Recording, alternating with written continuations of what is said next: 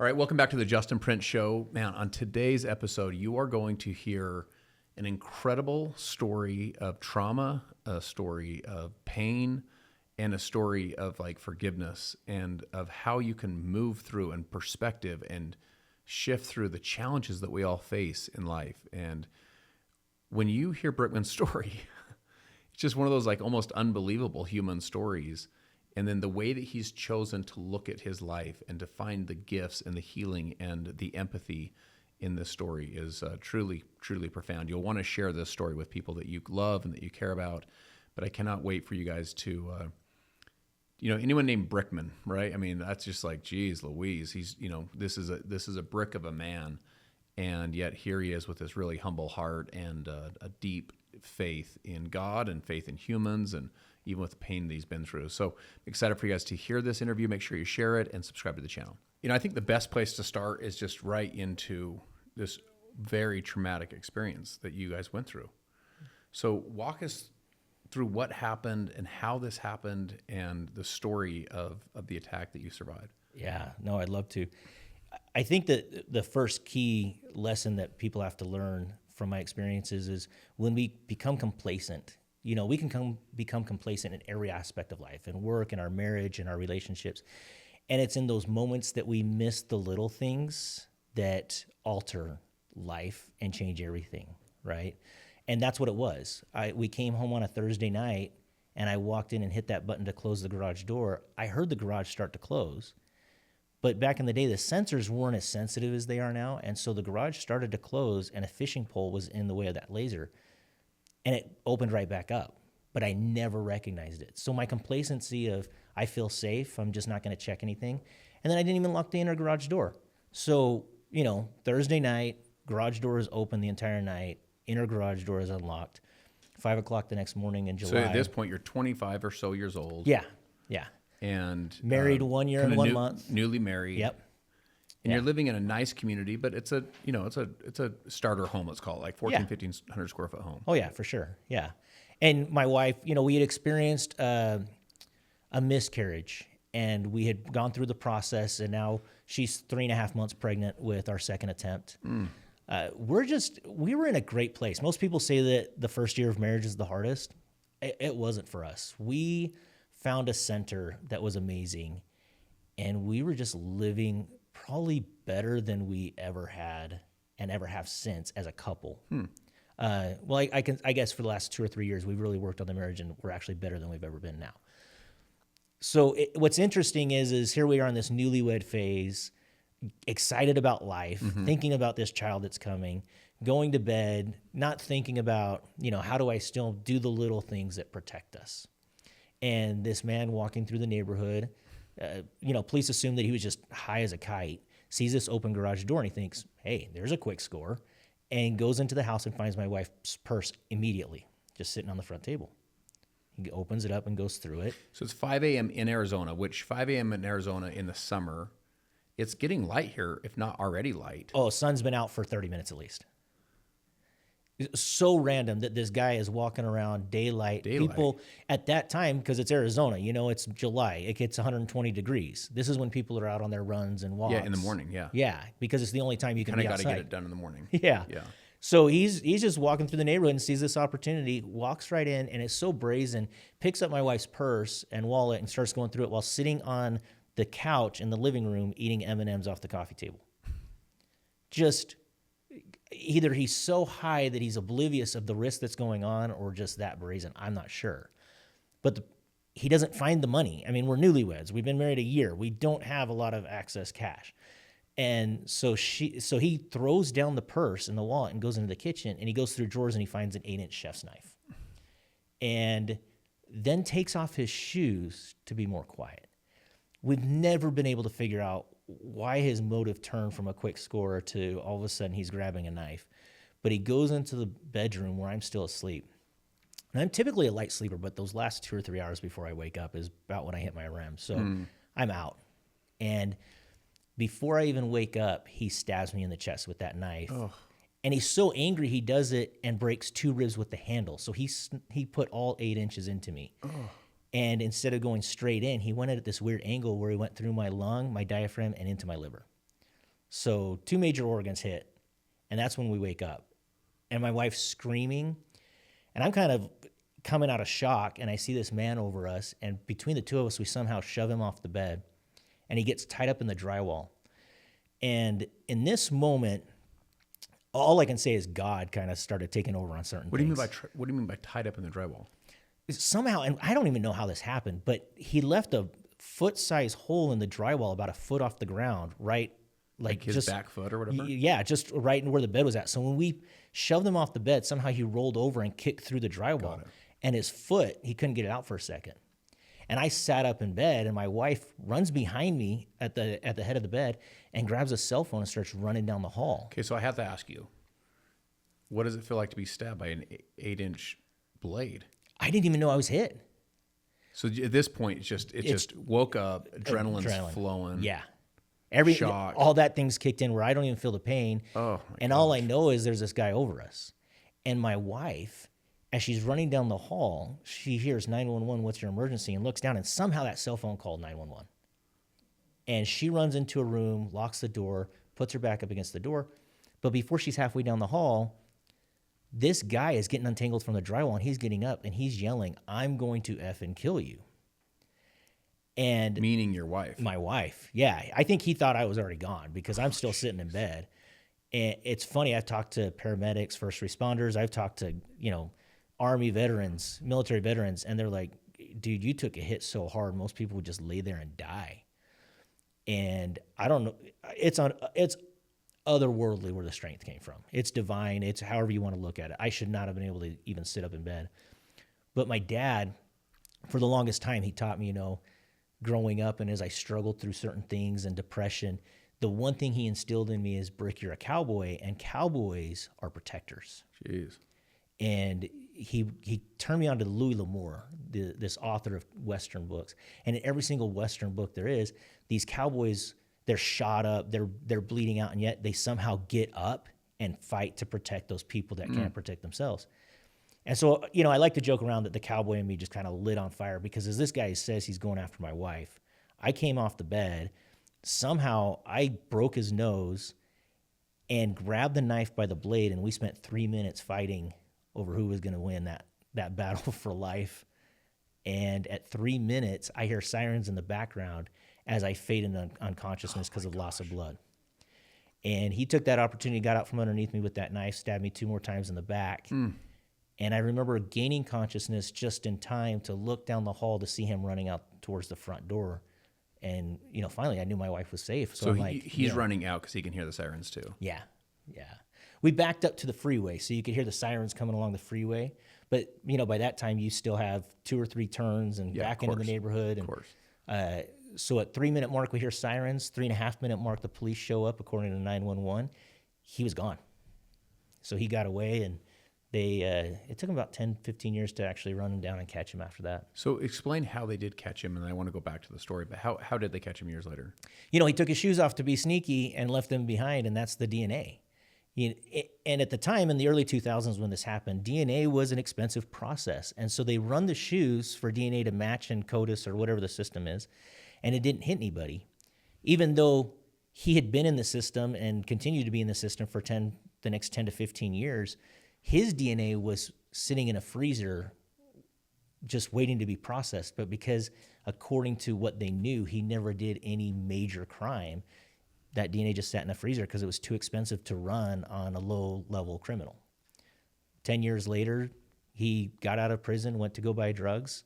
That drug dealer happened to be killed when the police knew he was in the area, so they thought, well, maybe he did it. They pull his DNA out of the freezer, run it, comes up as a negative on that murder scene, but all of a sudden it pings on those shoes. And that's the start of the process of them catching him, put him on the FBI's most wanted list, started really looking out, trying to catch him, and caught him, 3 years after he was put on the FBI's most wanted list. How frustrating was that it took, 13 years to catch him? How frustrating was it that you're like, can you guys not find this guy? For me, I went through an interesting process of recovery where I didn't really experience PTSD, like zero from day one. And people are kind of shocked by that. So for me, on a personal level, it's like I didn't really care. The guy didn't know who I was. He wasn't ever coming back. Like, that was the thing. What frustrated me was for my wife. my wife did experience some PTSD and struggled with it for many years. And so it made me mad that she couldn't get the closure. And the hardest part for her, and I know that I was affected too, but because of the stress of what we went through in that recovery process, she lost our second attempt to a stillborn. Much harder than you actually see the baby in a stillborn. It's a little tiny thing, but you get the little footprint and the death certificate. We had that same. It's such a hard thing. And I'm personally one of those guys where I can kind of compartmentalize and put it out of sight, out of mind, but she couldn't. And so her trauma was compounding, and her sense of not feeling safe was there. So in some ways, I wish they had caught him sooner for her mental health. But 20 years later, her recovery is so miraculous and amazing, and she is the strongest person I know. And I learned a lot about PTSD from what she went through, because I didn't understand it, because I just never experienced it. How hard was that for you as a father and as a man, as a protector, as a cowboy, that identity, to have her not feel safe for those years? The hardest thing is your heart breaks when you know that you're putting her in a situation where she struggles. She struggled every day, but she was working through it. But, part of the church that I attend and what I do is they give you these callings. It's an assignment. And you can say no, but I'm just this person of faith where I would never say no. I would see it as God's asking me to do something. Within 2 years of this happening, I received the calling to be a scoutmaster. So once a month, I'm going on a camp out overnight, leaving my wife at home by herself in that place of terror because God asked me to. And we talked about it, and she agreed to it. She says, this is going to be hard for me, but I need to do it. This is what God's asking us to do. And what's incredible is she started out, we had a couple amazing experiences, but she started out going to her parents' house, taking our now we had a baby by this time. Our oldest, his name's Rockwell. She would take Rockwell and the dog and go to her parents' house. And then she slowly got to the point where she felt comfortable at home, partly because of this dog. I mean, this dog was a gift to us. It's called an African Boerboel. 180 pounds. Oh my God. Just big old bull mastiff type looking dog, but they were bred to be instinctual. So we have some amazing stories about this dog actually being very protective whenever we felt fearful. And she learned to trust this dog. And so she started staying home with just So the dog was part of recovery. Yeah, it's part of of securing the home and creating that safe environment. Yeah, I mean, this my kid would grab this dog by the lips, and the dog would lift his head up until my kid fell down, and then would lick him across the face. But then when this dog sensed you were fearful, he would position a defensive stance between you and whatever your fear was projected towards, and the hackles would raise on his neck, and it was the scariest looking thing you would ever see. Wow. But just a gentle giant. And my mom's funny because she talks about animals in heaven all the time, but she talks about this dog as an angel because it was a godsend. We actually moved to Maryland a year after this happened, and we left the dog in Arizona, and that dog was passed around my family until every single member of my family had the dog for a little bit and felt safe at home again. Just this amazing, the world, God, whatever you want to say, provides things for us when we're looking and hoping and searching for help. And I think that's one of the greatest gifts of the world is sometimes people step in, sometimes animals step in, sometimes we don't even understand where help's coming from. So I feel like going through something like that, I would have to imagine that there's these feelings, you go through like all these range of emotions, and one of which would be just like, it's like when you have an argument with someone and when you leave, you're like, I wish I would have said this and that. I could have came back so much faster. It's like something like that happens.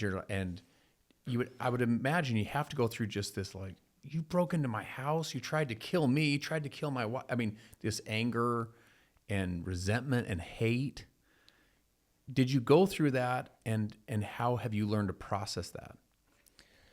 I never really went through that, which is interesting. My wife did, and I recognize the struggle that she had with it.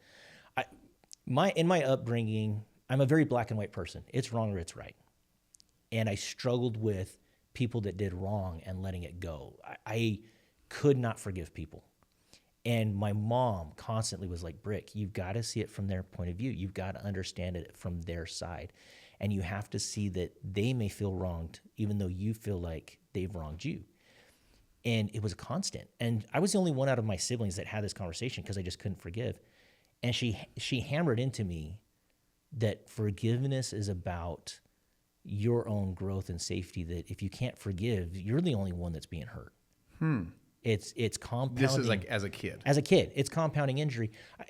Growing up, I struggled in high school where I went from one year, my freshman year, to having friends, to my sophomore year eating lunch all alone. And I had these friends that I just had a hard time forgiving, and my mom worked me through the process. So those offenses I was able to forgive, and by my senior year, they were my closest friends again. And so it was really interesting that I come out of this coma from the injury, and I look around the room, and all I see is anger and hatred and people talking about this man, and I felt darkness. And something in my head just kind of clicked, and I didn't understand it at the time, but I just realized that there was power that I needed to forgive, and I didn't understand the drive. And within a day or two of coming out of that coma, I not only forgave the guy, but for some reason I felt this love for him. And that's an interesting process that I went through. But what was very interesting is my mom years later, she said, the moment you said how much you forgave him, everything changed. And your siblings started to forgive. I started to forgive. And she says, you got to recognize that your ability to rise above empowered everybody else around you. And I think that's such a powerful thing. I mean, you look at businesses, when you're a CEO or whatever running a business and things are hitting the fan, like it's falling apart, when you rise above it and you maintain a level of composure and positive attitude and drive to get to that next level, your team sees it, feels it, and comes around you, and they develop that same thing, right? But if you start falling apart and you start blaming this or the economy, and you don't take accountability for whatever you could have done to change it, everybody follows suit. And you do it as parents. You do it as in friendships and social circles. And so it was this amazing lesson for me of recognizing that each one of us has this amazing power to change dynamics in culture and in our circle of influence. But it's all about that emotional intelligence of recognizing, I have to do this hard thing and set the standard for other people to follow. Do you feel like your love for him is what helped you forgive? Like sometimes people are like, listen, I'm going to forgive more for me because I know that I don't want to have to carry this around. Or did you feel like, no, I actually did feel like a love for him first, and that helped me forgive him? And if the answer is I felt love for him, what were you loving about him? How did you not go into more of like, no, I want to kill this guy, Yeah, and I mean, that's the simple thing is, right? It's retribution and revenge, and, he probably deserved everything that was coming to him. I think that part of it was that part of forgiveness that my parents were instilling in me was about seeing that individual through God's eyes. And what was interesting is at the time, in my mind, I created a narrative of who he was, right? I knew, by the time I talked to the police, I knew that he was high on drugs. I kind of understood culture and everything like that who he was and his upbringing and what it could possibly be. So in my mind, it was like I saw him as this kid that was born into a place where he was doomed for failure. Oh my God. And the only escape that he could find was drugs and gangs. And when I did that, and I started thinking, God probably, his heart breaks for him. Because God doesn't want that for anybody. I mean, that's not who he is. I see him as somebody who loves everybody, so why would he wish that? And as soon as I started thinking about that and thinking how much God must love him, and the interesting thing is, my dad taught me this way. He says, God loves Saddam Hussein. God loves Adolf Hitler. He loves them all, and his heart breaks for all. And so my dad teaching me these things, it's all of a sudden coming to me like, okay, well, creating this narrative in my mind about how his life was this absolute terror. And I remember my time in high school where, I was suicidal and depressed and felt so alone. And it helped me kind of recognize him. Almost empathy in a way. Great empathy. Yeah. Say, you know what, I've never been to your level, but I've been to a level that scared me so much that I thought I would be better off not living. I can't even imagine what this guy went through. And as soon as I started making those connections, I didn't even know him, but my heart broke for him. And when your heart breaks for somebody, you can't help but love them. And then when you love somebody at that level of heartbreak for them, you almost, not that they were justified, but you can understand how their life took them to that place. And maybe it was out of desperation that he was there. I play the what if game all the time. If you're driving behind somebody that's driving slow and you eventually go around and pass them, and I look over and it's somebody who looks like they're in their 80s, instead of getting mad, I think, what if this guy was on the beaches of Normandy? He has every right to drive as slow as he wants in this country. And so I play this what if game in my mind to help me see people differently, so I'm not filled with that anger and rage that I naturally want to go to, because that's just the man in me that wants to be mad at people, I guess. I don't know. Yeah, one thing you said is like that almost, I wish I would, how you exactly you said it, but basically it was like revenge and rage and anger is like almost the easy default. Yeah. And the challenging perspective is this what if, and to like have empathy and to think through like how does God see him? Yeah. In Les Miserables, there's a famous line in one of the songs that says, "To see another person is to see the face of God," and to love another person is to see the face of God. Yeah. Like to love someone is to see, because you see them as God sees them. Yeah. And for you to start that way and never have to go through that bitter anger, I really think says a lot about obviously your upbringing, but just a lot about who you are in your soul as a human. Like there's like a piece to you that's really interesting. I think that part of it goes back to high school. I had this interesting experience where I remember going home one day and thinking, well, I don't have to go back to school on Monday because I'm just not going to be here. Like I was going to end existence. Walk us through what was happening to get to that point on a Friday. It was kind of interesting. In Arizona at the time, freshman year, you were at junior high. And so you're kind of top of the class, right? Starting high school. And when I started my sophomore year, it's funny because my sophomore year, I was 5 feet tall. In cowboy boots, and I weighed 93 pounds. I wrestled 93 weight class. I was the small dude, and my name is big, Brickman. Mm-hmm. You can't get much bigger than that, right? Mm-hmm. And I became a target. And my friends at the time, there was a little misunderstanding, I believe, between two of us where we both liked the same girl. And so there was that animosity. And in that process, I withdrew a little bit, and they increased a little bit of that tension by things that they did in my friend's circle. And so I found myself eating lunch alone. I remember I would daydream a lot. And I remember daydreaming one day and staring off into space and didn't realize that I was staring at somebody who liked to pick on me in class. Literally stood up in class and walked across the classroom as the teacher yelled at him to sit down and picked me up by my throat to choke me out. And, got suspended. And that's a story that's found in my book that I wrote about my high school years. But what was interesting is I was at this just really low point where my friends, I felt, had abandoned me. I felt that nobody liked me. I was being picked on constantly. And I just saw myself as very little, no worth at all whatsoever. And what's amazing is a substitute teacher that was a long-term substitute for 2 weeks teaching biology somehow recognized it. And to this day, I think he threw away the lesson plan. I can't even remember his name. I can still see his face vividly. And he teaches this lesson about the mind and how powerful the mind is. And he puts a pencil down on my desk in the class. I'm sitting in the middle of the classroom. He puts it down on my desk, and he stands in front of me teaching the class. He says, if you tell yourself enough times that you can't pick up that pencil, you will eventually believe it. And no matter how much effort you put in, you won't be able to pick up that pencil. Because when the mind hears your voice say something enough times, it's the truth. Mm-hmm. And he finishes this lesson, talking about how people who buy catch a fish that's 6 inches, they'll say it's 2 feet long. And after 2 years of telling that same story, they're convinced it was a 2-foot-long fish. Class starts to pack up as the bell rings. And at that time, I would throw everything in my bag and I'd run to the next class because that was the only way I could avoid the bullies that were in the hall that were picking on me. And he kept me back and he says, Brick, I'm going to challenge you to do something. And so I need you to stay after. And I'm like, no, I got to go. He's like, no, you stay right here. Class leaves. He locks the door. So no kid can come in and interrupt our conversation. And he says, I will let you leave as soon as you commit to me that for the next 30 days, you'll look in the mirror and in voice out loud, Look yourself in the eye and tell yourself something new every day that you like about yourself. And I thought, man, this guy's crazy. I'm like, no, I'm not doing that.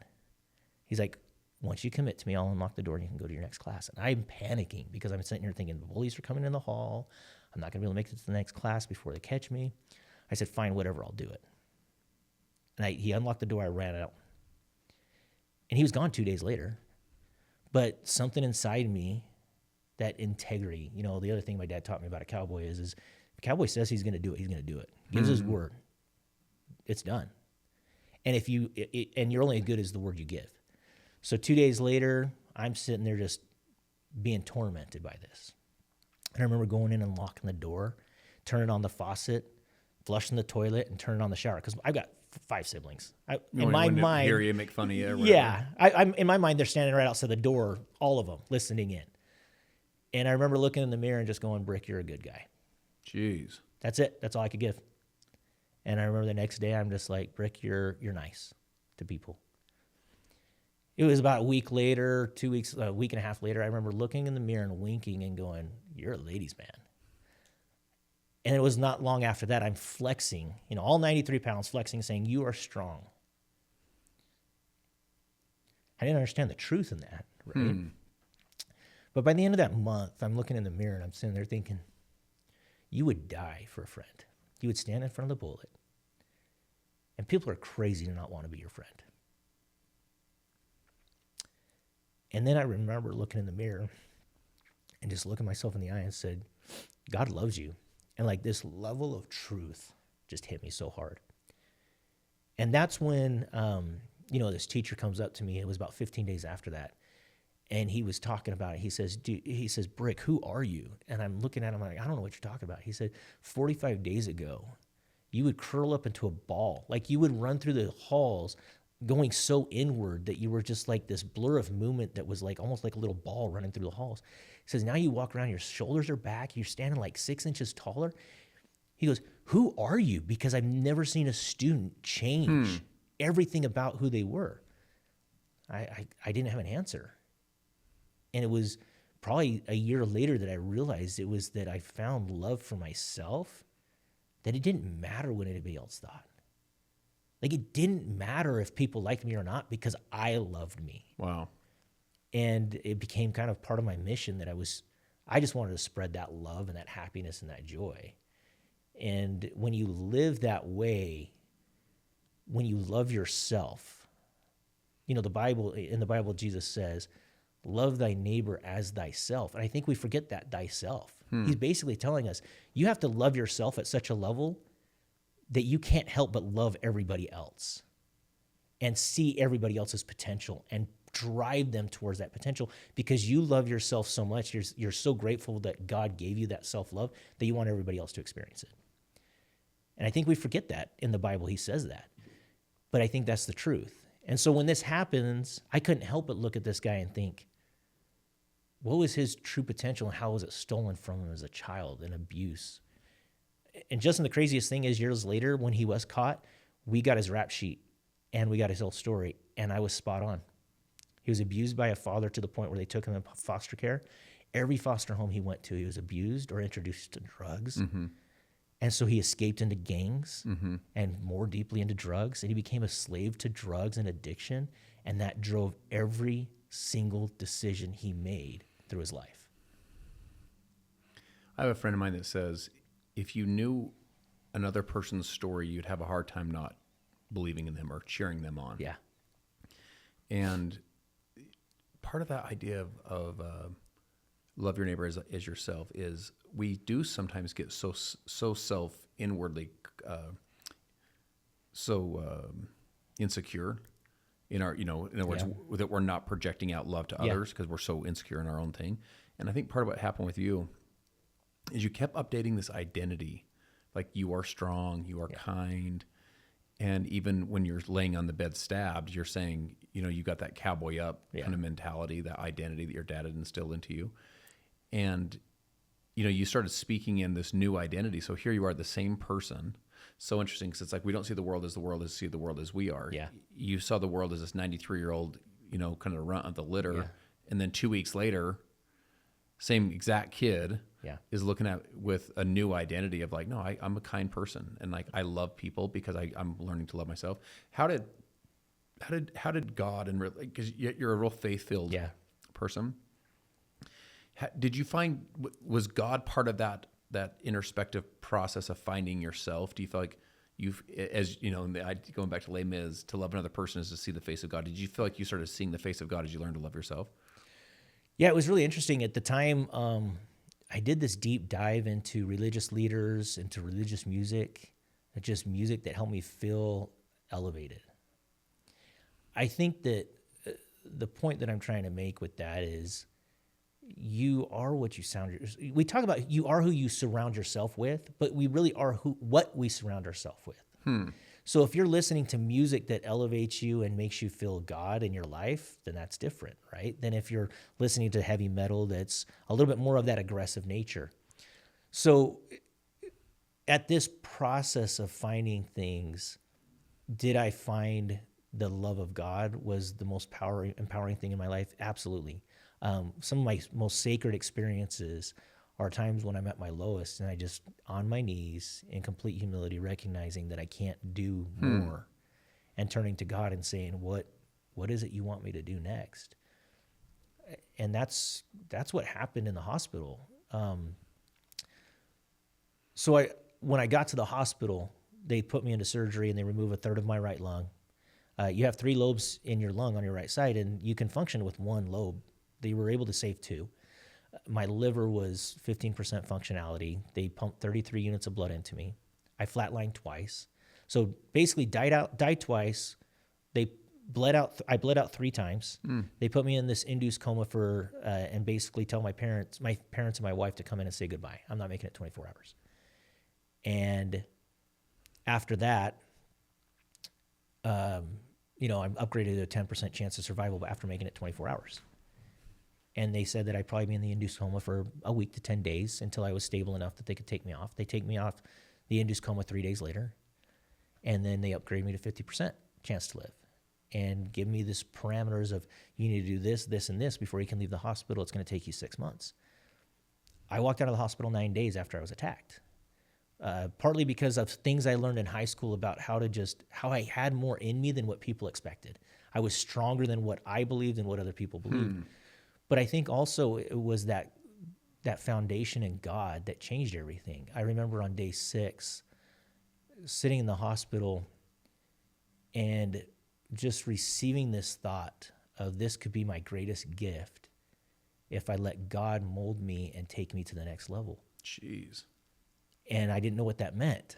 Well, that night, I couldn't sleep.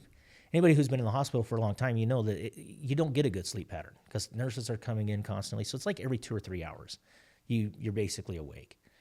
And for someone who went to sleep and was attacked, every time falling asleep is this nervous energy of, am I going to wake up to the same thing?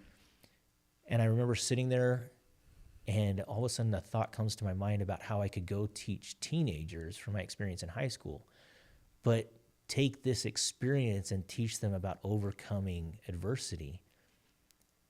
And the way it came to me was so clear, just absolutely straight from a divine source. And I later had a brother-in-law that came in, and in my religion we do something called a priesthood blessing. And for those of you that don't know what that is, it's following Jesus' same style of laying on of hands and a special prayer. And that's just the simplified message of it. My brother-in-law comes in and he says, I want to do one of these priesthood blessings for you. And then he says, God has a message for the world, not for my religion, not for the kids that are in my religion, but for kids of the world that he needs them to hear. And that as long as I would answer the call, he would empower me to answer, meaning financially, physically, whatever it took. And this was the night after I have this idea come to my head. And so from that point on, every chance I would get in front of schools, I would get in front of youth groups, church groups, whatever it was, and I would share this story and talk about how within each one of us, we have power to overcome things. And especially when we lean into God, he not only helps us to get through them, but we come out on the other side so much stronger and so much better prepared for the next phase in life. So that's I think all those things combined, it's really hard not to forgive the guy and love the guy when you basically are feeling that God's telling you that this is something amazing for you and powerful for you.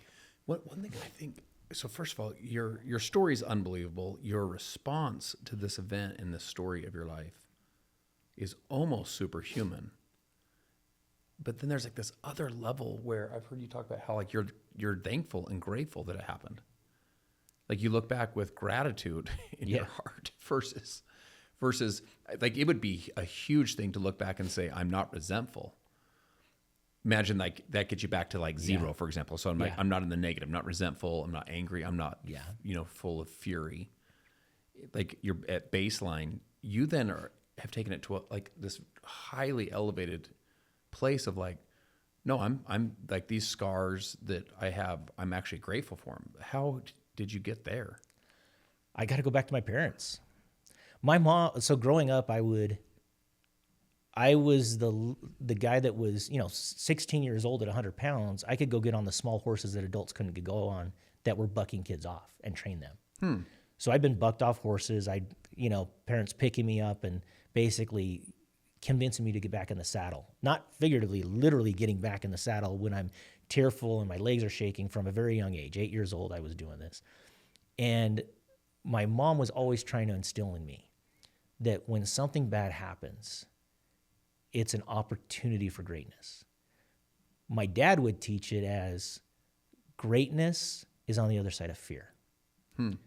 Getting the fearfulness of getting back in the saddle is what holds you back from discovering this amazing horse that has amazing talents and can elevate people and all these other things. And he talked about everything like that. But the earliest recognition I have of this is my mom. And at 8 years old, when you're 8 years old and you got an older brother, you just want to be like your older brother. Like you idolize him. And I remember going into the backyard and him and his friends were building a fort in the backyard. All I wanted to do was build a fort. And all he wanted to do was get rid of his younger brother. So he gives me 3 nails and a 2x4 that's 6 inches long. He says, go hammer these nails into this 2x4. We need it for something. And got rid of me. And it took me a long time to get the nails through those 2x4s as an 8-year-old. And then I turn around and he's no longer building the fort. Now he's jumping on a trampoline. And when he jumps on the trampoline, he would jump off and land on the ground and he yells Superman. And I thought, man, that is so cool. He's Superman. I want to be Superman. So his friends leave the trampoline and I go jump on the trampoline. And when I jump off, I land on that 2x4 with the nail sticking up, and it goes right through my foot. And through a process of going through the hospital and getting the nail removed, I'm now back at home in pain. Pain meds are kind of wearing off, the good stuff they give you at the hospital. Now they're giving you Advil and Tylenol. And as an 8-year-old, I remember my mom sitting there as I'm really fighting back tears, trying to be the tough kid that, with a hole in their foot. And my mom goes, why do you think God let this happen to you? I go, I don't know. She goes, well, do you know anybody else that had a nail put through their foot? I said, well, Jesus. She goes, he probably loves you a lot if he let that nail go through his foot and then the nails go through his hands. She goes, everything that is hard and traumatic for you is God saying, I trust you enough that you can find the good in this. Jeez.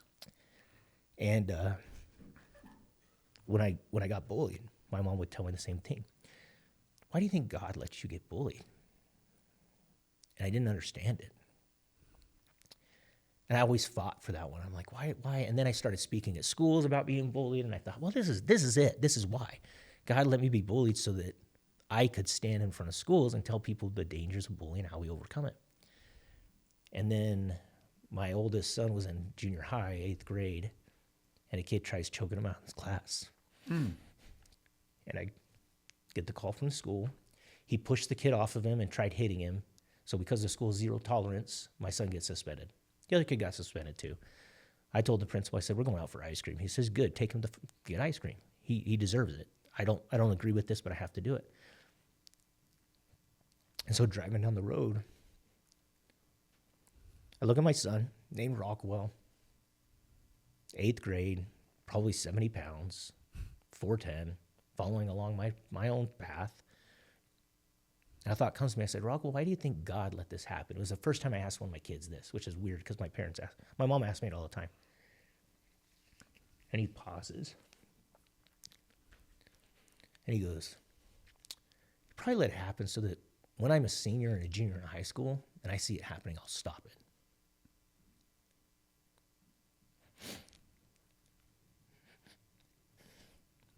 And I recognized the levels we're given when we ask that.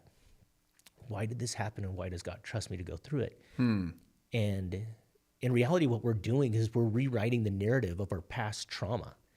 When we find these amazing positive things that are happening because of our trauma and what we do in a positive light. Even that reposition of why would God trust me enough is even a different question than why did God let it happen. It's like, why did God trust me enough to allow this to happen? Yeah.